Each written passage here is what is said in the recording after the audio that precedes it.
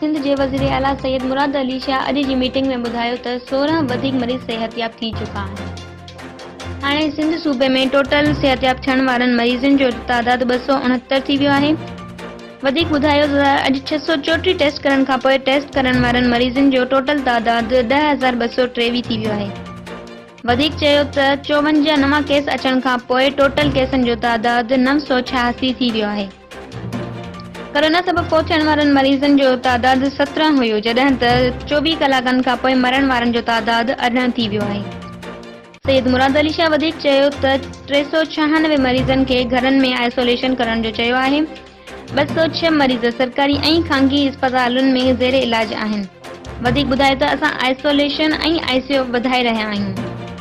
वॾे वज़ीर ॿुधायो त असांजो बहितरीन डॉक्टर अब्दुल कादिर सुमरो कोरोना जे मरीज़नि जो इलाज कंदे पंहिंजी हयाती विञाई ऐं डॉक्टर जे घर वारनि ऐं बिरादरी सां ताज़ियत कयां पियो। वॾे वज़ीर डॉक्टरनि खे सलाम पेश कंदे चयो त डॉक्टर असांजा फ्रंट फाइटर्स आहिनि। उन्हनि खे हिफ़ाज़ती वॻा ॾियणु असांजी ज़िम्मेवारी आहे। वॾे वज़ीर चयो त असां डॉक्टरनि खे पर्सनल प्रोटेक्शनल इक्विपमेंट्स ॾियण खे यकीनी बणाए रहिया आहियूं। वॾे वज़ीर अवाम खे अपील कई त पंहिंजे घरनि ताईं महदूद रहनि। वॾे वज़ीर अवाम जे दिलि जे मरीज़नि खे, साह जे मरीज़नि खे, ॿारनि ऐं बुज़ुर्गनि खे परे रहण जी हिदायत कई आहे।